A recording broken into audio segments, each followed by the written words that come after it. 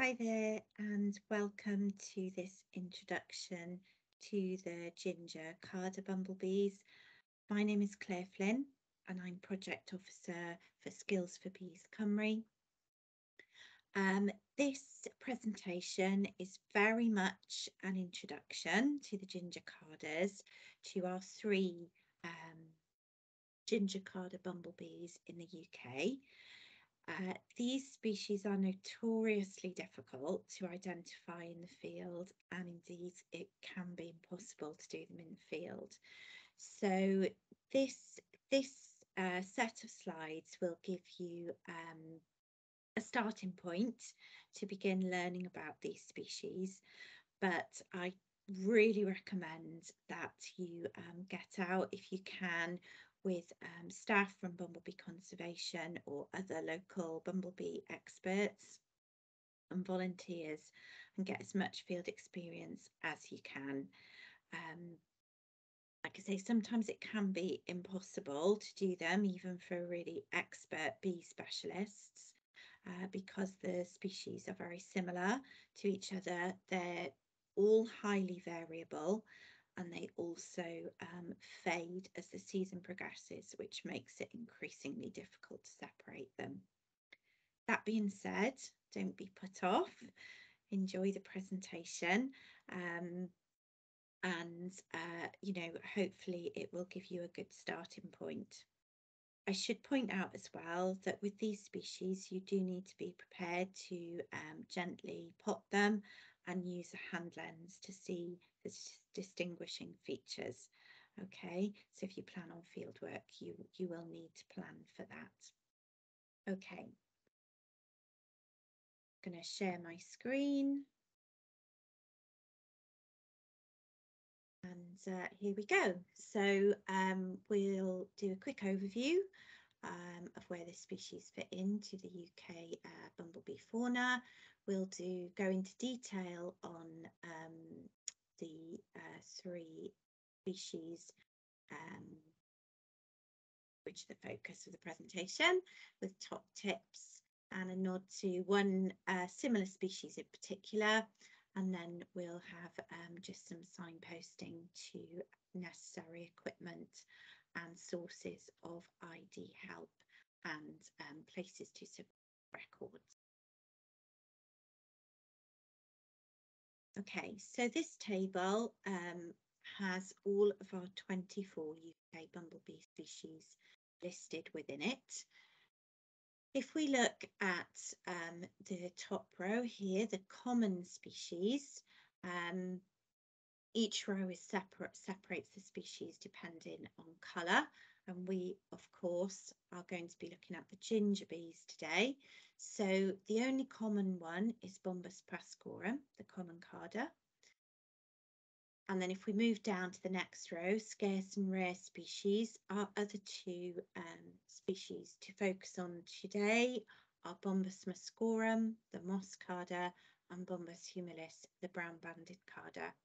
I will use those Latin names and common names interchangeably because I think at this level of ID, it is good to begin to familiarise yourself with the Latin. Also in that box there in brackets, we have Bombus distinguendus, which is the great yellow bumblebee, but that only occurs in Scotland. And this is a Wales focused presentation, so we're not going to cover that one. And Bombus campestris, the gingery cuckoo bee, which is associated with these three species as hosts, is covered in our cuckoo bumblebee video. The two stars indicate the scarcity of these species, and these are both on our Wales Section 7 species list of conservation concern. And you'll notice that the shaded Bombus sylvarum there, the shrill carder, which is also on the Section 7 list, I am going to just quickly describe that today because it can look similar, particularly to Bombus pascorum in the field. So we'll just have a nod to the shrill carder as part of this presentation. Okay. So The common carder, Bombus pascorum, if we look at the distribution map, these maps are a little bit out of date, but they do give a good indication of the geographical range of each of the species within the UK. And you can see this one is very much all over, and it is probably our most common UK bumblebee. It occurs in lots of different habitats: gardens, parks, meadows, urban environments, and so I'm sure you will all be familiar with this species. It also tends to persist quite late on in the year and can be seen as late as October. Certainly this October I saw quite a few of these foraging in local hedgerows. So it is quite a relatively small species. It's not as small as perhaps the early bumblebee, another of our smallest species, but it's relatively finely built, and it has a fluffy appearance. It's quite a scruffy bumblebee. It has a gingery thorax with these creamy sides there, and very often black hairs can be quite frequent and quite densely scattered through the gingery thorax. On the abdomen, most commonly, this species has quite noticeable black abdominal hairs, and they can be quite extensive, making the abdomen actually look quite black or quite striped black. It can have quite a black banded appearance. So the most commonly, that is how this species will appear, with that very gingery thorax and quite dense black hairs on the abdomen. But this species is highly variable, and males in particular can lack that black abdominal banding and appear very, very golden and bright in the field. Okay, so beware of that. It is highly variable. Here are some more examples of the common carderbee, just taken actually in my garden. You can see this one at the top here. The thorax appears actually quite dark, and in fact many individuals can have almost a sort of patch of black hairs in the central area of the thorax. This one here, you can see on the thorax there, it's not, black hairs aren't so obvious. It's a paler specimen, for example, compared to this one. I've got that really noticeable black abdominal banding. And then this one down at the bottom again appears a little bit faded and a bit lighter in overall appearance. So a very variable species, but one that you can quite easily become familiar with those variations because it is so common. So, make it a habit to get out in the garden, photograph the species, and when the males come out, sort of June, July time, that's the time to be looking for those brighter, lighter sort of individuals. Okay, so the brown banded carder, Bombus humilis, if you have a look at the distribution map, firstly, you can see that the numbers of records up until 2015 were much, much lower, and also that map indicates the decline because the white squares basically indicate records up to 1979, and the blue ones up until 1999, and the little smattering of red is post 2000 records. It does appear that in some areas, including South Wales, this species is having a bit of a resurgence. I've certainly seen it in lots of areas in South Wales, and it is a species, a bumblebee of species-rich grassland. It tends towards drier, open grassland areas, and it's quite a late emerging species. So the queens might not emerge till sort of late April, May time.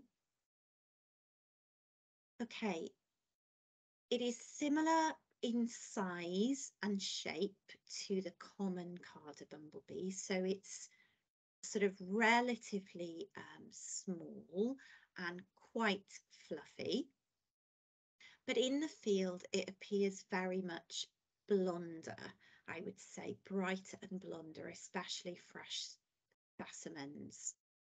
So it has a chestnut thorax, and in fresh specimens it's a beautiful, rich, tawny colour.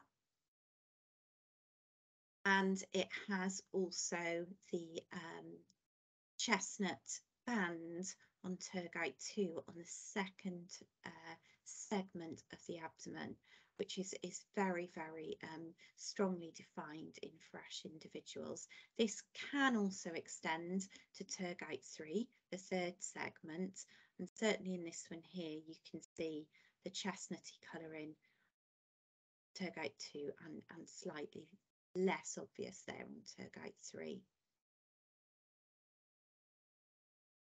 This species, unlike the common Carder, has no black hairs on the abdomen.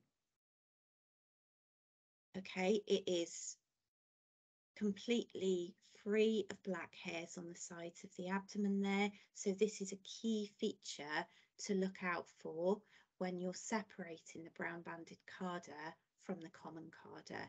So you would need to pot your specimen and look carefully to look for black hairs on the sides of the abdomen. But this species, most individuals will have a few scattered black hairs right at the base of the wings. Okay, now this is a very difficult feature to see in the field. It takes lots of practice, and even with lots of practice you still might miss them because it might only be a couple of individual black hairs. So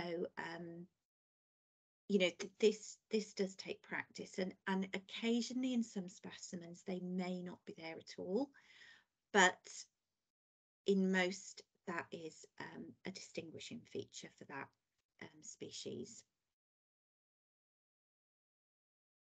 One of the other sort of more perhaps difficult features to judge is that the lovely chestnut brown of the thorax in Bombus humilis extends right to the back of the head and the back of the thorax on the scutellum. So that lovely gingery thorax extends right from the front to the back of the thorax, and we will compare that with the moss Carder bee in a moment. Okay, and again, just pointing out that chestnut brown abdominal band, most noticeable on tergite 2, as in the diagram at the top there. And this species also has a stark contrast between the chestnutty top of the thorax and the much brighter sort of bright creamy blonde sides. So there is a clear contrast there between the top of the thorax and the paler sides of the thorax. Okay, so that's Bombus humilis, the brown-banded Carder, and the brown band on the second tergite gives it its common name.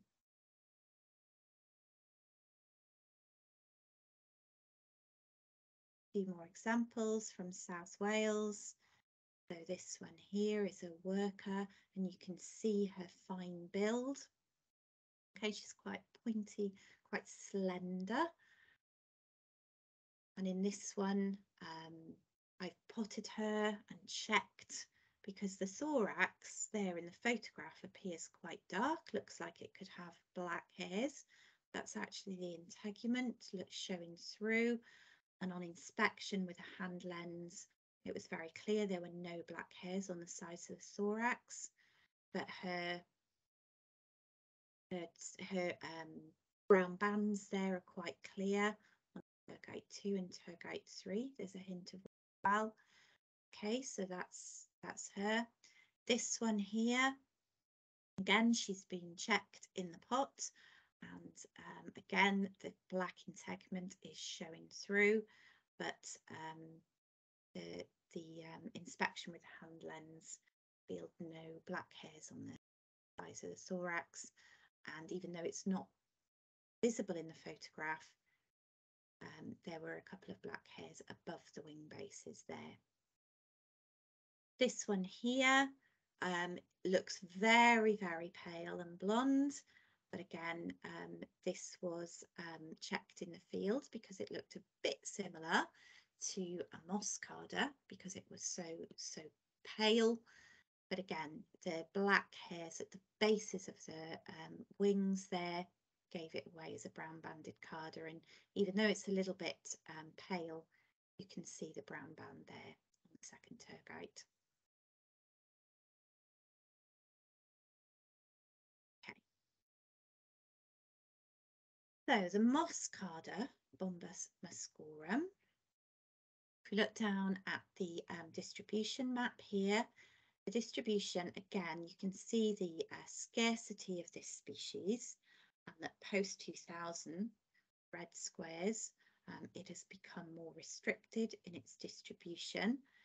In Scotland, if you're in Scotland, you're quite lucky because it is doing quite well there up in the northwest. Down in Wales and England, it has very much been now restricted to a coastal distribution. It also favours very species-rich grassland. It's also quite late emerging. It has a tendency towards more sort of damper grasslands, and in Wales certainly it does have some relation with upland, species-rich upland habitats. Very beautiful species, and as you can see from the diagrammatic representation, okay, it is very, very bright and blonde, and without that band that the brown banded carder has on the abdomen. Okay, so more generally, it averages larger than the other two species, and it appears less sort of I would say pointy, if you like, than the other species in the field. Certainly the workers have a more rounded body shape, and also the pile is very it appears like it's had a buzz cut. It's quite velvety and neat. Okay, so the thorax, a little bit like the brown banded carder, is beautifully richly tawny, chestnut in colour, with a very, very blonde, almost yellowy abdomen. As I said, the pile is neater and less fluffy. Okay, indicated there. That one certainly on the left there looks like it's had a bit of a buzz cut over the thorax. But unlike the brown banded carder, and this, you know, it is slightly variable, it's not always easy to see, but the moscarda appears almost to have a halo of paler blonde on the thorax, because the tawny, the deep core tawny colouring fades to blonde, more golden blonde behind the head and at the back of the thorax, at the scutellum. And from the top, this can almost appear as a halo around the chestnut colour. Crucially, this species, I'll just go back a sec before I talk about the band, but this species crucially has no black hairs on the abdomen, so that's the same as the brown banded carder, and distinguishes them both from the common carder. No black hairs on the sides of the abdomen, but this species doesn't have any on the thorax either. Okay, so that's a really crucially important thing to look for in the field. Does it have black hairs at the wing bases? This species doesn't. Okay, and even though it doesn't have the chestnut band on Tergite 2, like the brown-banded carder, you can sometimes have this sort of hint of a band in this species. In the moss carder, it's almost like a deepening yellow on Tergite 2. So don't be confused by that. It is never a chestnut colour as it is in the brown-banded carder. Okay, so moss carder, beautiful, beautiful species. Very velvety pile, sort of more of a rounded body shape. No black hairs. No black hairs on the abdomen. No black hairs. Thorax above the wing bases. And we have less images in our library at Bumblebee Conservation of this species because you know, it is so scarce. Certainly in South Wales, it's much more scarce than even the brown-banded carder. So much more difficult to build a library of photographs. But here's this one. You can see this is by Nikki Gammons, who's one of our staff and incredibly experienced. And this is a moss carder. I certainly, you know, from the photograph, those features of the black hairs are almost impossible to make out, but this individual would have had no black hairs on the abdomen, thorax.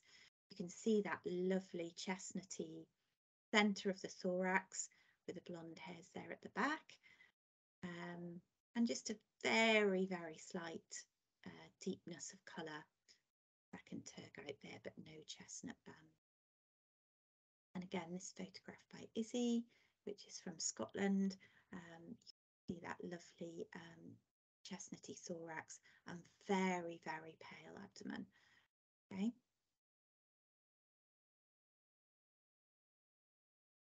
So, if you find a ginger bumblebee, wherever you may be, out in some lovely habitats, perhaps on the South Wales coast, and you cannot see, certainly by eye, any obvious black hairs on the abdomen, and you think, oh, this could be one of the rarer species, it could be a brown-banded or a moss carder, what do you do? Well, you will need to pot the bee, so you need to catch it with your net and put it safely and gently in a pot and use your hand lens. And ask yourself first, does that individual indeed have hairs, black hairs, I should say, on the sides of the abdominal segments? Okay, because even if it appears to have none, you need to check carefully with a hand lens. If it does, even if it's only a few, then you have a common carder bumblebee, Bombus pascorum. I advise when you do it, and this is something that I demonstrate in the field, that you try and sort of angle the bee in the pot so that you can see the hairs fanned out on the sides of the abdomen, and that makes it much easier to pick out any black hairs. If you're pretty confident that it doesn't, then you need to consider that you might have a brown-banded or a moss carder, and if it has black hairs at the base of the wings. So this is much harder because you really are only looking for maybe a couple of hairs. So you look right above the wing base there where it joins the body. And if you can clearly see a little smattering of black hair strands within the pile there. You may well have the brown-banded Carder Bombus humilis. Okay, they can have quite a few black hairs, or it might be as little as just a couple. If you absolutely cannot find any black hairs at the base of the wings, you may have Bombus muscorum, the moss Carder bee, the more scarce one. It is difficult. It is difficult to be absolutely sure. Okay, and you have to consider other features that we've discussed, variation within species, and where, if it's a very worn specimen, then it's very difficult to draw any conclusions. So do, wherever you can, take lots of photographs, and that will help then if you that you can send to the trust, and we can have a look at your photographs and perhaps confirm your suggestion for identification. So black hairs are key. It's not always definitive in the field, but that's your starting point. So just to put all of that together, key points for distinguishing in the field: black hairs on the side of the abdomen, use lens if necessary. Bombus pascorum, almost always yes. Bombus humilis and Bombus muscorum, no black hairs on the side of the abdomen. Okay. Then, remembering our key that we've just looked at, we look at black hairs on the thorax, just above the wing bases. You need a lens. Bombus pascorum, almost always yes, and they may be extensive. Bombus humilis, usually scattered black hairs around the wing bases. Look carefully. Bombus muscorum, no black hairs on the legs. Okay. Then those sort of wider, can be slightly more subjective features, but things to build into your suite of clues, if you like. Chestnut band on tergite 2. Bombus pascorum, the common carder, doesn't have this. Okay. Bombus humilis, in fresh specimens, there's a strong chestnut band, and maybe on tergite 3 as well. Bombus muscorum doesn't have it, but you may see that faint yellowing on T2. Okay. Another slightly subjective and slightly variable feature, but one to, again, hold in your mind, is the halo of hairs around the chestnut thorax. I move on from that. So this is a Bombus muscorum male, and you can see that halo around the chestnutty thorax. This is a worn specimen. Okay. In Bombus pascorum, you don't have this. In Bombus humilis, the chestnut goes all the way to the back of the thorax on the scutellum, way to the front.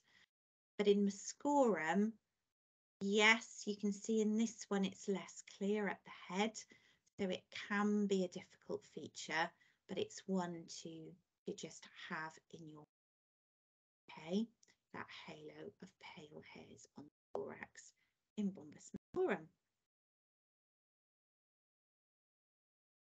And sometimes when we get to the end of the season and they kind of look like this, it can be really difficult to do them in the field. Well, it's impossible. When you get to the end of the season, then they all become very, very faded, right? So a little summary for the black hairs: black at the back on the abdomen, pascorum; black at the front on the thorax only, it's humilis; no black hairs at all, muscorum. Okay, just to nod to our beautiful little shrill card of Bumblebee, Bombus sylvarum. It is distinctly different from the other three, but when you're starting out, there is potential to sort of mix it up with Bombus pascorum, the common card of Bumblebee. But Bombus pascorum, it does occur. You can see the red dots on the distribution map show how restricted the distribution of this species is, but certainly in South Wales, which a lot of you watching may be out looking for bumblebees in South Wales, in those species flower-rich habitats, sylvarum can occur in the same areas as the other species, but this is very, very distinctive in having this red tail and this black band between the wing bases. Also, even though some people might sort of suggest this is a gingery bumblebee, it isn't that lovely bright ginger of the other three species. It's more of a sort of faded straw yellow. Okay, and like I said, black band across the thorax and this orangey tail really do separate it from the other cardas. Okay, so for separating the ginger cardas, you need your field kit, you need your net and your pots and your hand lens. It's absolutely critical. Many of you watching have already done lots of Bumblebee ID, so you might know that Watkins and Doncaster is the online entomological suppliers which can provide you with all the equipment. Oh, I should go back actually and say don't forget to have with you either a good macro camera or a phone that has a really good macro function, because for these species you need to be taking photographs to then submit to some of the identification forums, which I'll come on to in a second. But there we have some field guides which are available. Really, the bottom left RSP Spotlight on Bumblebees is not suitable for the Carda Bumblebees. That's more of just a general interest book on bumblebees, but all of the other 4 books are. I would definitely recommend the Bumblebee Conservation Trust ID guide, which has lots and lots of photographs and is excellent for beginners for all of our UK species. The Field Guide to Bumblebees by Edwards and Jenner is a really handy book to have in your field bag because it's nice and small and easily carried around.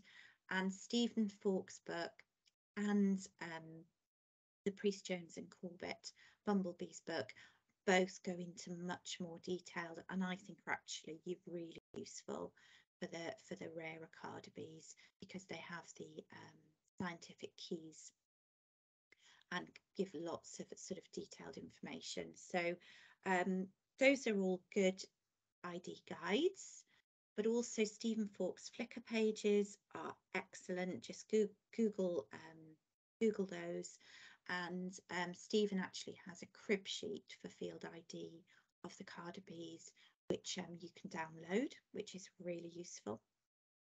The Bee Wars Facebook group, if you're on Facebook group, I heartily recommend. It's a fantastic community of bumblebee experts and beginners and everybody in between.